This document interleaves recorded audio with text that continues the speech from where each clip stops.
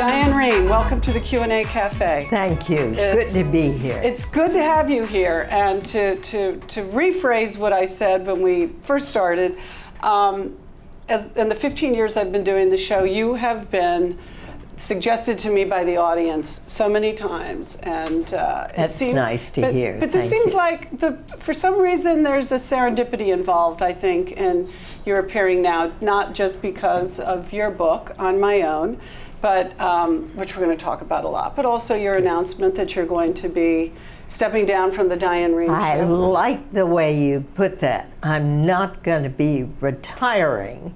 I'm going to be stepping away from the microphone. But exactly. Though there's a part of me that keeps imagining you setting up a little podcast studio in your apartment. Maybe. Because why not, you know? You never know. And then, though I don't think this would happen, I was going to say, but then you wouldn't have to get up in the morning. At 5. At 5. Right. And you wouldn't have to get coiffed in your makeup, but you'd do that anyway. I would. That's it. I'm vain. I would do that. I love that part of it, though. Me I mean, too. It's made me think now when I walk out in this cold winter weather, Carol, go back and put your lipstick on. Absolutely. But the only part, the bane of my existence, is getting up at 5 a.m. I've gotten used to it, but I'm happy when I can sleep until 7:30 and Maxie comes and licks me on the face, and then Maxie's her dog. Yeah, in case right. You don't know. But we don't need to say that, do we? Right. We can let them wonder. Right. But Maxie hops in bed with you, and Maxie sleeps in as it bed should with be. me because he only weighs 8 pounds. Yeah. He's long-haired, all black Chihuahua. Yeah. And he is adorable. But he bites. Well, he's protecting you.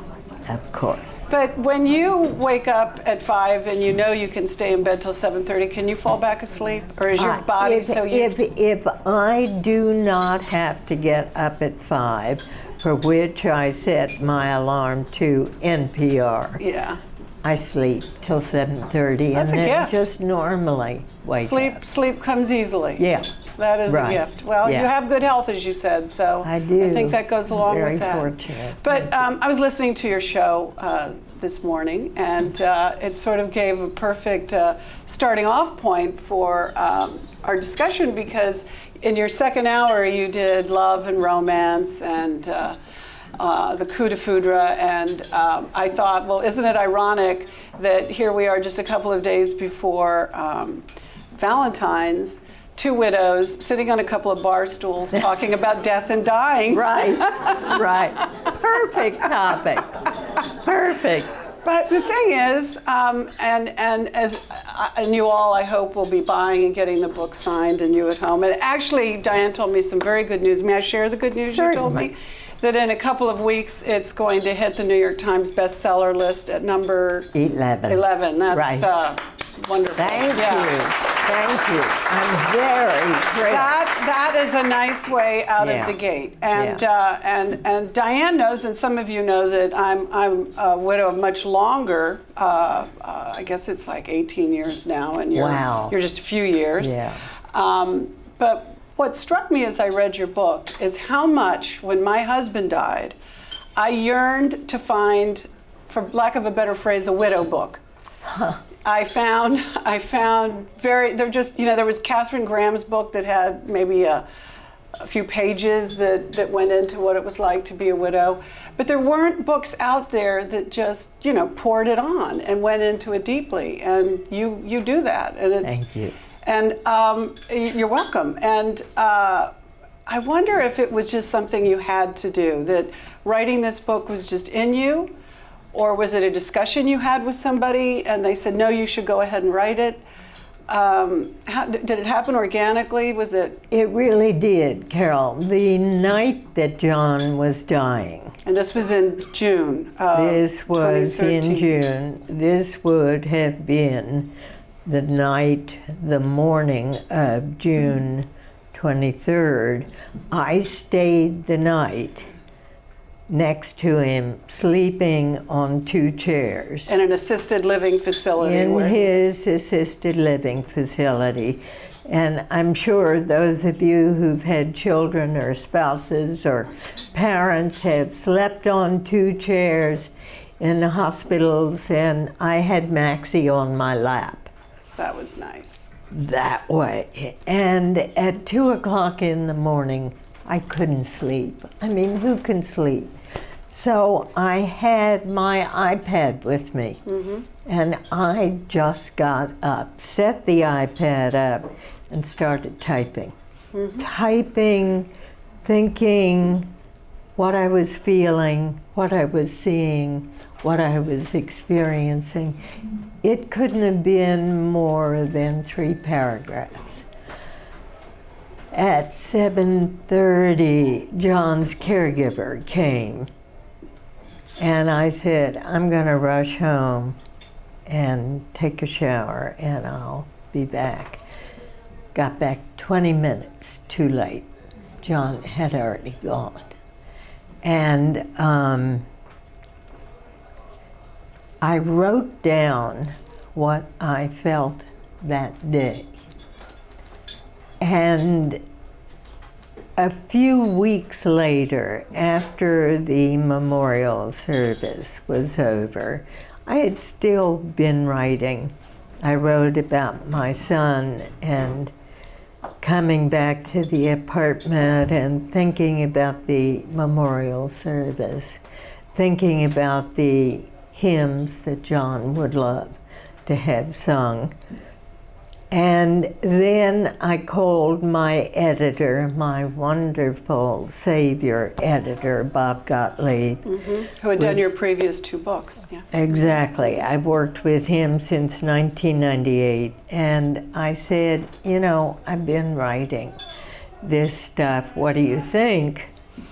And he said, why don't you send me a paragraph about what you think this book might be, because I'm having lunch, he said, with Sunny Mehta on Monday, Sunny being the head of Canop.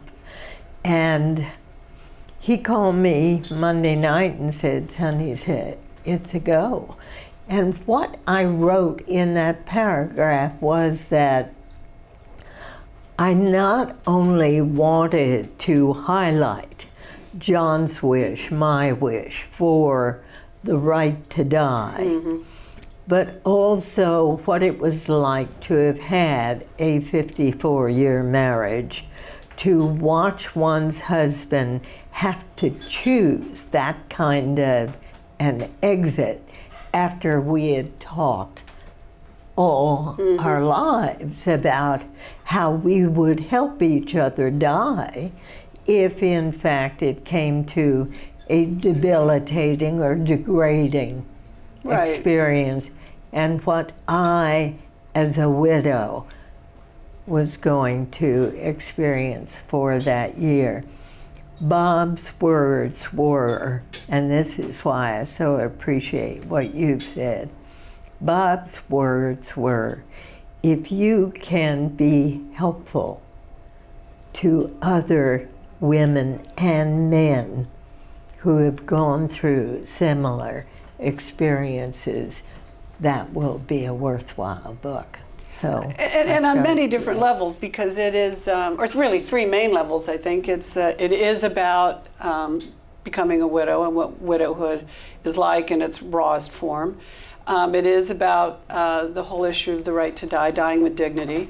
And it's also about marriage, because you use it to reflect on your marriage. And that night when he died, and when you were writing that paragraph for your publisher, that was the end of a journey for you. Of when was he died of Parkinson's? When had he been diagnosed? I mean, how many years before? He had been diagnosed in 2005. So it had been quite a journey. Yeah, it had been quite a journey. He had retired in January of 2001 from the practice of international trade law.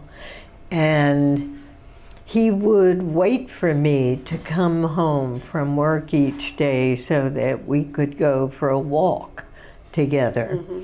We lived in Westmoreland Hills, and we'd take a walk all around our neighborhood. And for the first time I heard this shuffle Of his foot.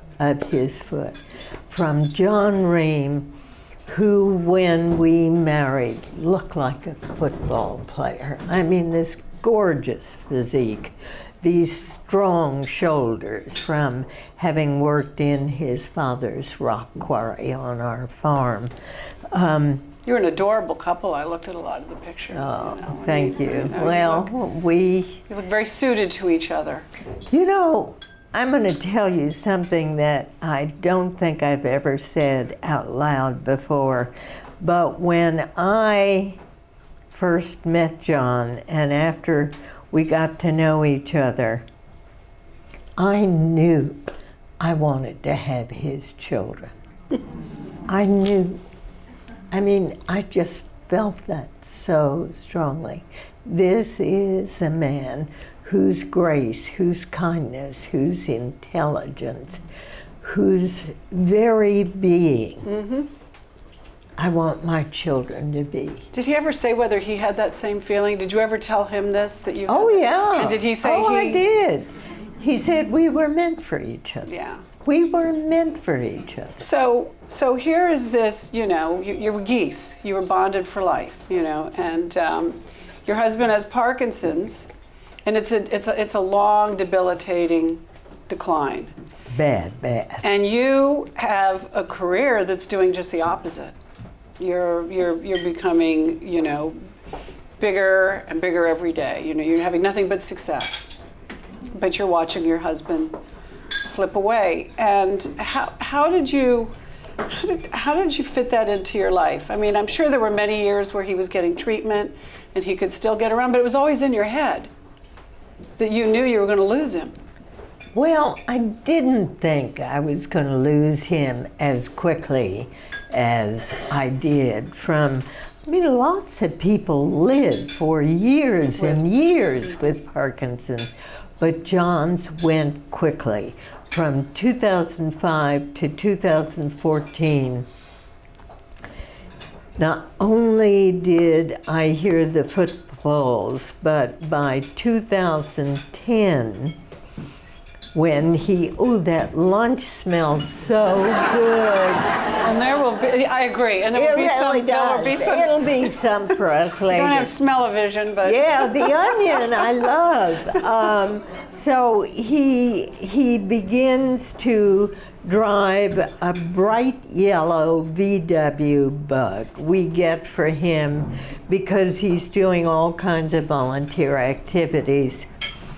Within the 5 years, he has, in 1 year, 3 minor accidents.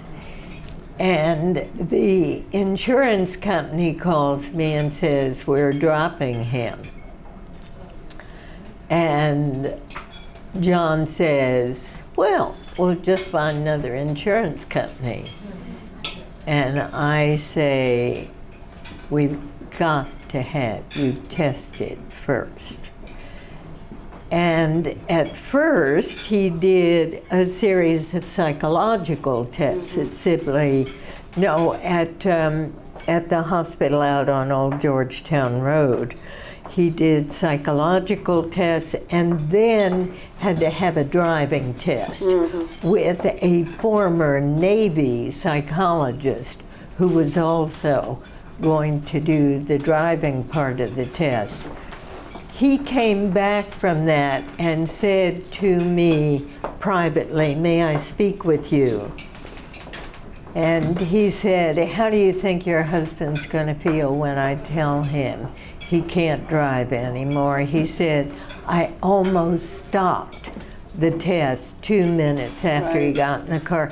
He was on the wrong side of the street trying to make a right-hand turn. John said, I am relieved. Driving is no longer fun. Well, John had up to that point been doing all the errands while I was at work, the dry cleaning, the grocery shopping, walking Maxie. So his inability to do that obviously put a greater Well, burden on and me. it was something interesting that you said too, that the insurance company called you. Already the roles are shifting of who's Sure. the responsible Sure. person in the marriage. Absolutely.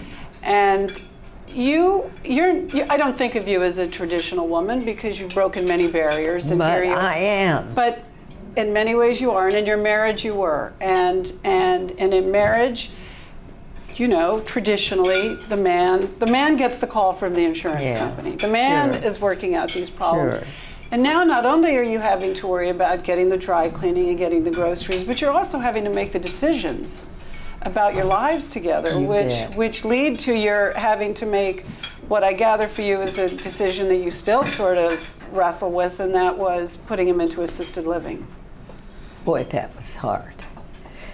That came about finally. I mean, I did have to have someone come in 6 hours a day. Right. So you at could go to home work. While I was And at work. do the things you had to do to run your lives. Exactly. And do the grocery shopping and take care of Maxie and everything else. So she would leave when I got home around 3 o'clock in the afternoon. And I would fix dinner and we would sit and have dinner together. I tried not to go out at night during that period. And he had to move into another bedroom because he had something called myoclonic jumping as part And you of couldn't the sleep. disease. So we could no longer sleep in the same bed together. He would go like this every 10 seconds or so, and I'd be Right. And wide you awake. didn't want to be mad at him. I but didn't it was- want to be mad at him, so he went into the other room. This is after we moved to our condo. So he was in the room right next door, and I'm sound asleep, and all of a sudden I wake up. I don't think I've heard anything, but I must have. I went into the next room and found John lying flat on the floor in front of the bathroom. And I don't know how many of you have ever tried to get a person up off the floor. A man who did still weigh more than I did. Who's alive but still dead weight. And- Exactly, exactly. So I got him onto his knees and then pulled him to his bed and then somehow hoisted him part by part up onto the bed. It was that night. That you knew you had We to. knew. Yeah. And so the next morning he said, "Oh, I'm so sorry." And I said, "You know, don't worry about it. Let's talk tonight." So we did. And the next day I began looking for an assisted living spot with him. And we went to Brighton Gardens, 10 minutes from my home. Found him a lovely, bright room. Took the same pattern of draperies Yeah, it's nice in that you our did bedroom. that. Right. You made it. Yeah, wanted to make Could it you look- sleep there? Could you? No, You, he just had the a two big chairs, thing- right? Yeah, that's it. So Two if you went to chairs. so what was your routine then? Now you're waking up alone, literally. I mean, you're 5 not o'clock just in in your the own. morning, taking Maxie out for a walk by 5:30 in the morning. How hard were those first weeks? Hard. Yeah, Hard. because you'd never lived like that before. No. In all those years together. No.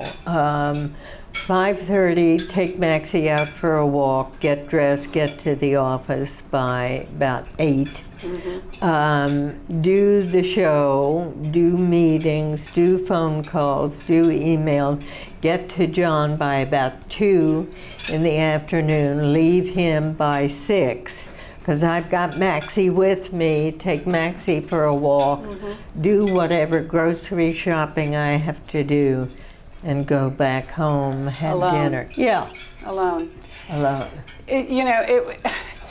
The thing that's interesting is somebody might think, well, you had all this practice in being alone before he died. But even though he wasn't home with you, You knew he was there.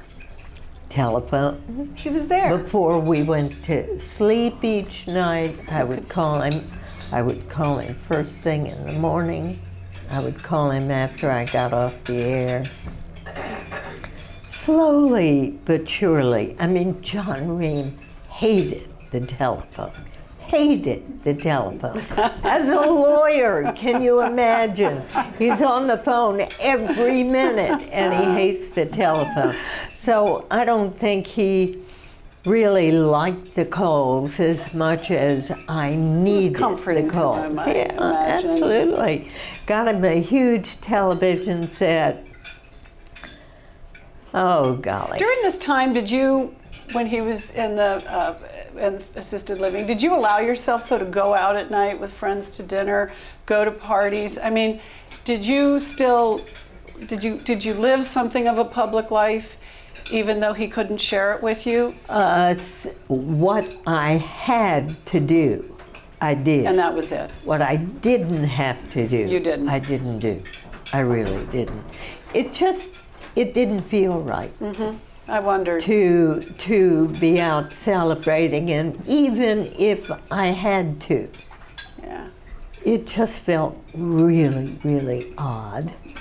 And then at a certain point, you both have to come to terms, I think maybe he did before you, with the fact that he's not going to make it. And he wanted to die. He wanted to stop the fight. Talk about that and the conversation you had with each other and with your doctor. There was a conversation on the 13th of June. My daughter is a doctor. She's in Boston. She was on the line. My son, provost at Mount St. Mary's University, which is undergoing a great deal of Yes. shenanigans right now. But in a beautiful part of the world. Yeah, a beautiful part of the world. The doctor and John and I. John had called us all together, said he wanted everybody there. He first addressed the doctor. He said, Dr. Freed, I am clearly not getting any better. In fact, I'm getting worse. I can no longer use my hands. I cannot feed myself. I cannot bathe myself. I cannot walk from here to the bathroom by myself. And I am clearly falling more and more into degradation and humiliation. And depression, I would imagine, And too. depression. He said to Dr. Freed, I am ready to die. And the doctor said nothing. And John said, can you help me? And the doctor said, John, I cannot, neither morally, ethically, or legally, can I help you die. Nor could you. Nor could I. And Dr. Freed had said to us, shortly after we came in, Diane, you are a public figure. Do not in any way think of helping your husband die, even if he begs you. So let me ask you this. What if you and your daughter and son had packed him up in a jet or a van and you drove him to Oregon? He would have had to wait 30 days. He would have had to have 2 physicians prescribed. He would have had to establish residency.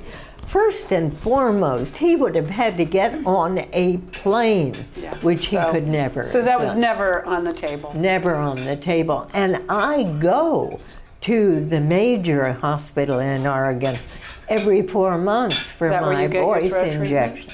So you had a relationship. Oh, there. absolutely, and I do.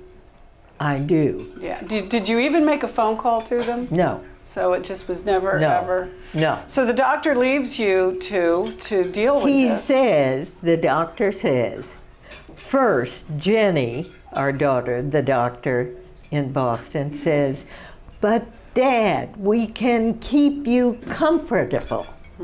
And John Rehm said, "I don't want comfort." The doctor then says, not Jenny, but the doctor in the room says, "John, the only way you can do this for yourself is to stop drinking water, stop eating food, stop taking medication." Now, most of you probably know that stopping eating is not going to do it for you. You're going to live for 40, 50, 60, even your body 70 eats days. itself up, It's the lack of water. The lack of water breaks down the organs, and therefore they stop functioning. He said, if you really want to die, you cannot take a sip of water or medication. And the poor nurses there at Brighton Against their Gardens, ethics. it was hard for them to see it. You thrive in your profession on research. Before he, or as he was making this decision, or as you were collectively making the decision, did you talk to anybody who had been through this, a family member whose loved one had done this?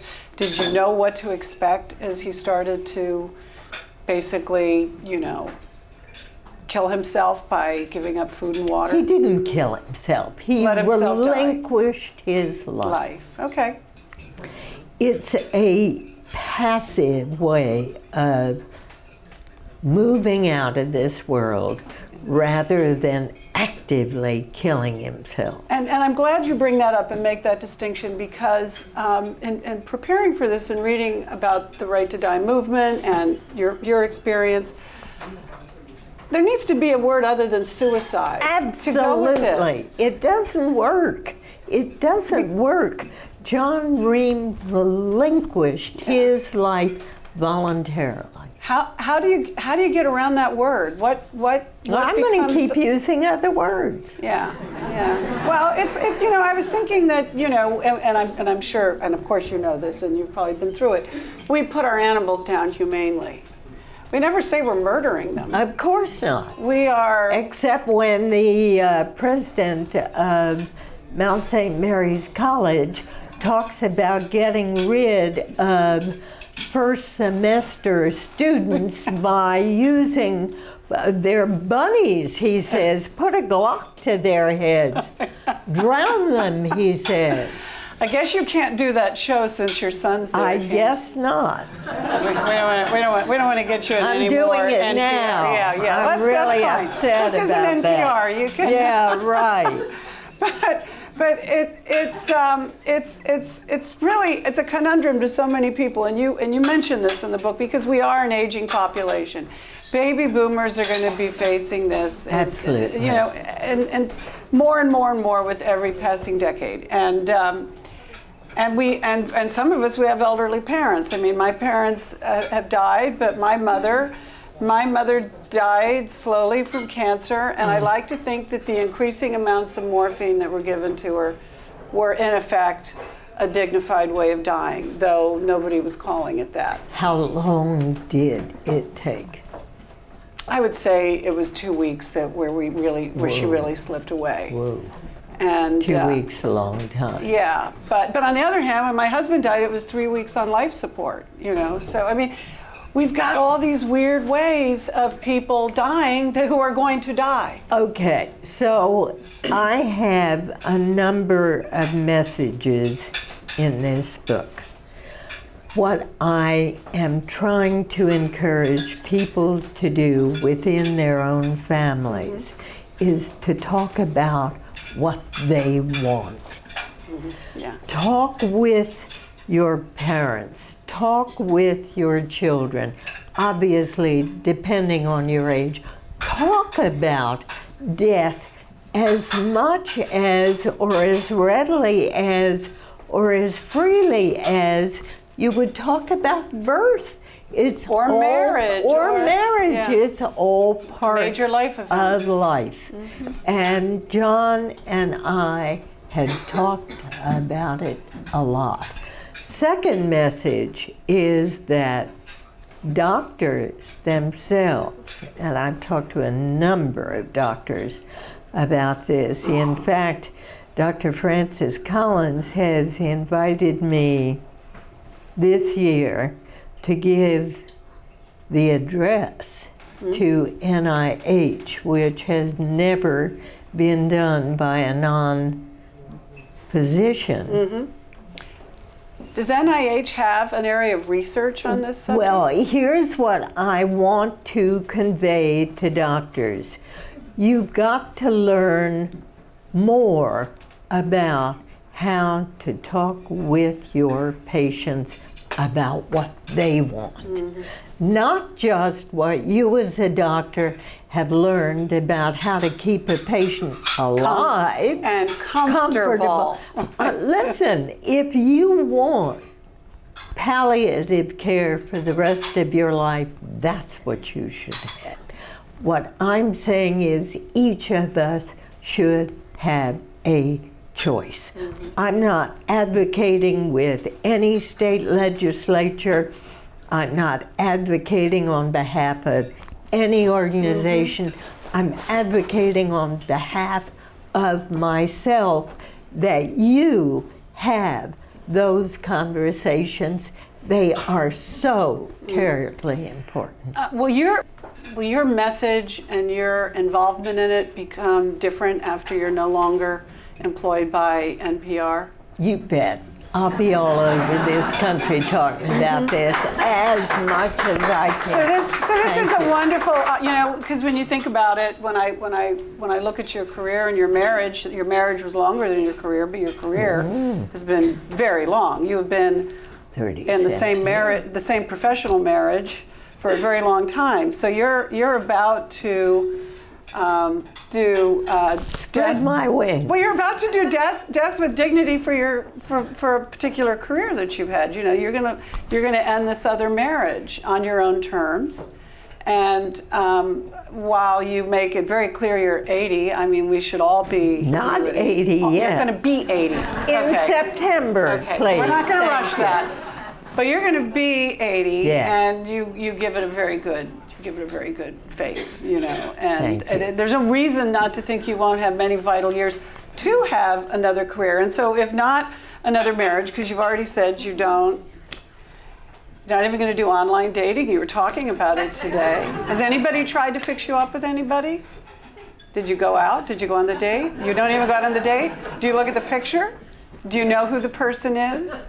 Do your friends seat you next to widowers at dinner parties? I have no interest whatsoever. The thing is, I don't think you really mean that. I really do. Because you love love. You said yourself you love and romance. I love the memory of the love that John and I had.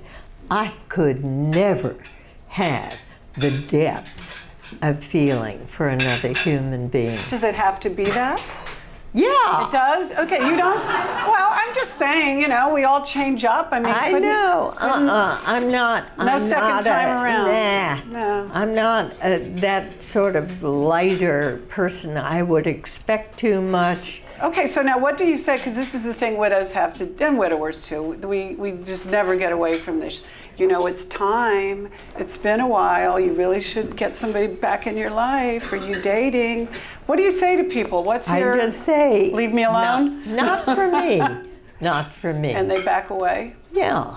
I mean, I've got so many good friends. Yes, and that's important. Oh, my gosh. My friends, my dog, my children, not in that order. Right. I mean, truly, I have a life that is so rich.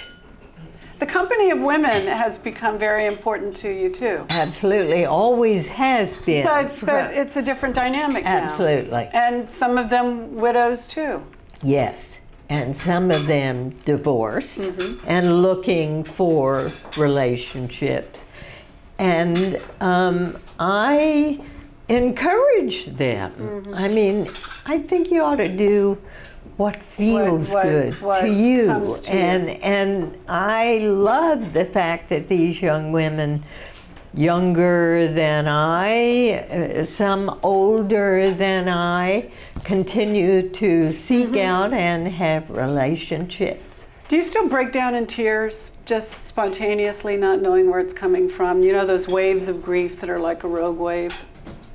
I do. And you let it happen, right? Absolutely. What Because am you I feel gonna better do? afterward. Yeah, absolutely. Especially when I'm looking at the sunset, because our condo faces west. Yeah. And John and I used to watch the sunset each night, and such a beautiful, beautiful experience. Do you ever cry in the car?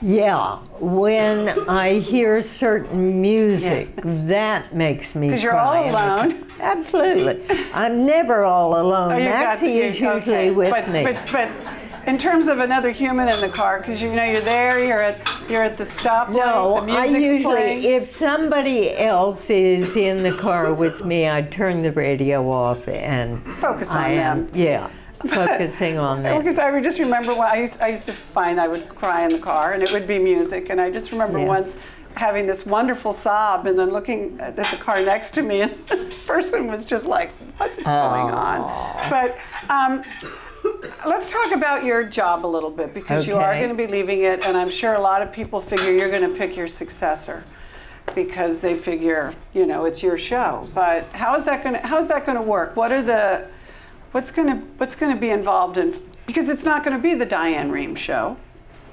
And all NPR has to do is look at the mistake CNN made with Larry King to know that it's not that simple. I have no idea who or what may replace me. Right. I do not have any idea whether it will be a program like the one I do, or something totally different. It could be a program that, God forbid, is cut into segments.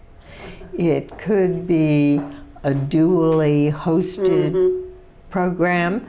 How much say I'm going to have, I'll let you know after it happens. Are you already thinking about and talking about how it will end? I mean, your last week, whether it's going to be a last week, a last month, a last show.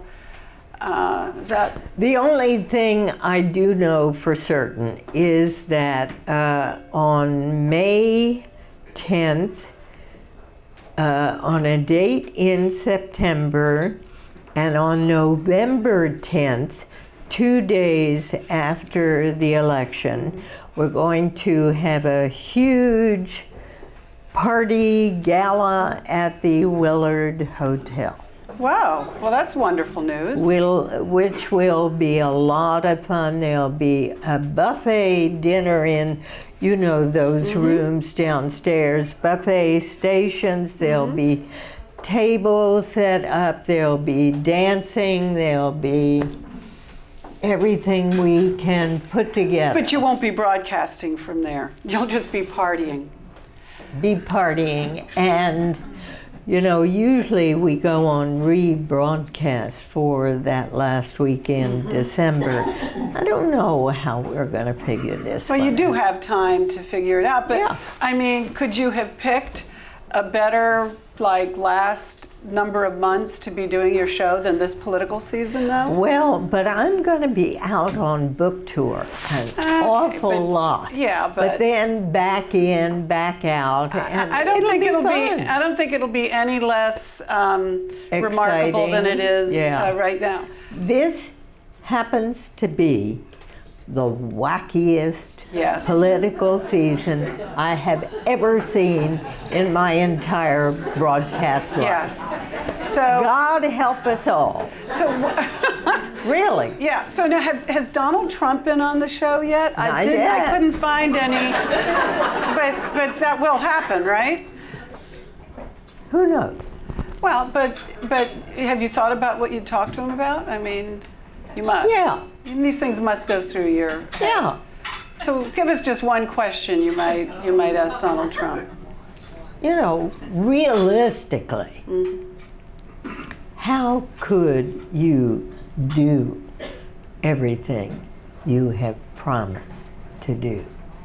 I mean, this guy, he's out here. Yeah, it is. With what he says he can do. Well, we've got a tripartite government. Speaking of politics, you're very hard on yourself about one particular episode that happened with Bernie Sanders. Yeah. But talk about it. But I was just struck by how hard you are on yourself about it. You really beat yourself up about it because you've had an incredibly long career, and this it's not like this is pattern behavior with you. You know, you made a mistake.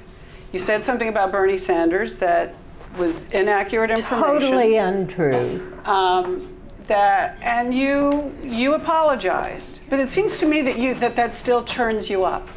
I don't like making big mistakes on the air. But you're on the air 2 hours A day for 37 years. So, but the fact of the matter was, when this fact was presented to me, namely that Bernie Sanders had dual citizenship, U.S. and Israeli. Now, I looked at that and I said, huh? I don't get this. I never heard this. And then I was presented with an entire list of government officials who were all on this dual citizenship list. So stupid me, instead of saying, Senator, there is this list that has you on it having dual citizenship. Is this for real?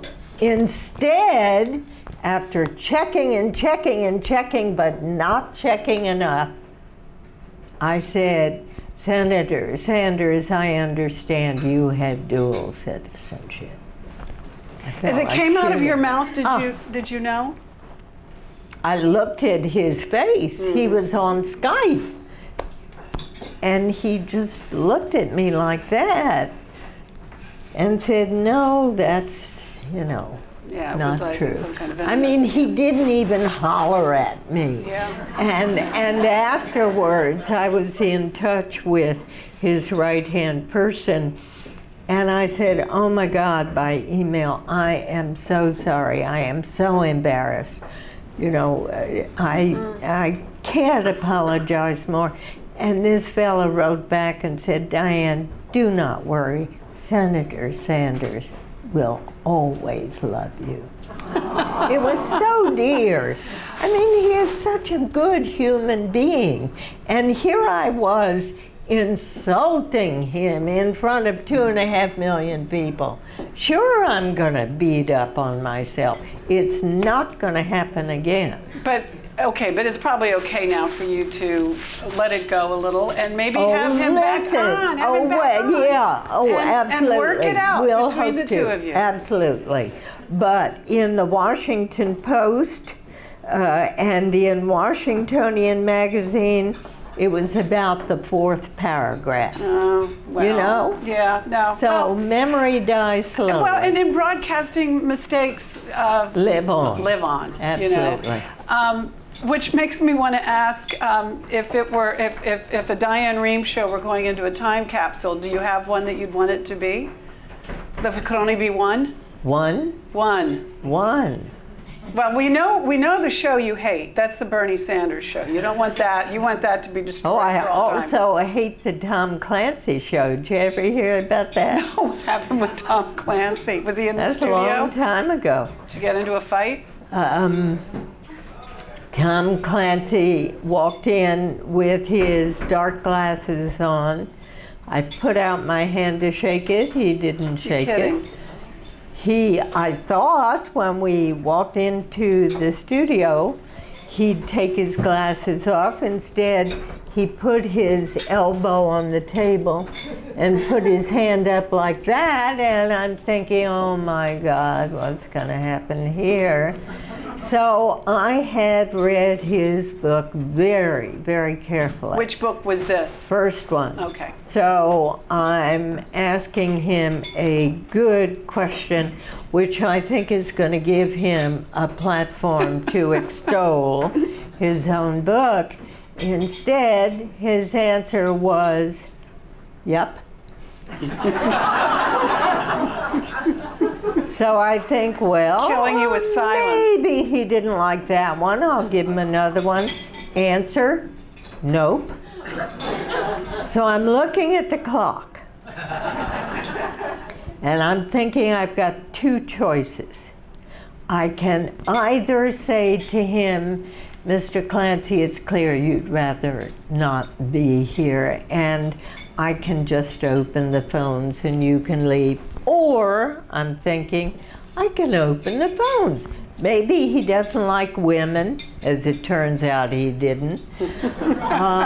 Or I can open the phones and maybe he'll like the callers. Thank goodness I chose the second route. I open the phones, first caller, a man who begins by saying, Mr. Clancy, we love your books, but you sure are being arrogant with our Diane. Oh, that's great. And Clancy takes off his glasses, throws them on the table and said, oh no, we're having a wonderful time, aren't we, Diane? And before I can say a word, the guy on the telephone says, it sure doesn't sound that way to us, Mr. Clancy. And from then on, he's a pussycat. He God, I love it when that happens. Oh my God. So you called him out. Your audience called him out. Well, the audience called him but out. You did the right. They listened so carefully. Okay, so we're not going to keep that one. I'll probably do Mr. Rogers. You did love him, didn't you? You did love that. I adored him. What did he die from? I don't remember. Did he? Whether it was stomach cancer or pancreatic cancer, I do not know. But he was on the air with me. He was in Pittsburgh playing the piano and doing his little meow voices. And all of a sudden I said to him, Mr. Rogers, do you ever get sad? And he said, well, yes, I do. And, well, what do you do when you get sad? Well, he said, I play the piano a lot. And I said, and then he said, and I think I'll play the piano a lot today.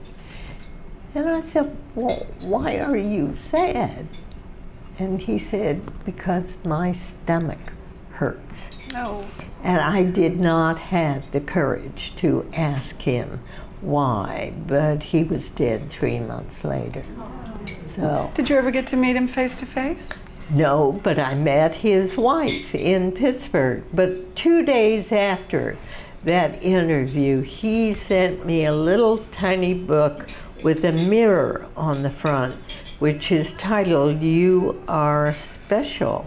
And I opened it, and he had written, You really are special, Diane. I love you, Fred Rogers. Well, on that, our time is up. You know what that means. And when it comes to courage, you wrote this on my own. Took a lot of courage to write that. Thank you. It was great that you came here. Thank you so much. I'm delighted. And it's going to be fun, I think, for all of us to listen to the shows you will be doing as you transition into your next career. Thank you. Because there will be a next one. Thank you, Diane. Thank you so much. And some champagne. Thank you all. Cheers. Cheers. Cheers. Cheers. Cheers. Thank you. Thank you all for being here. What a lovely treat for me.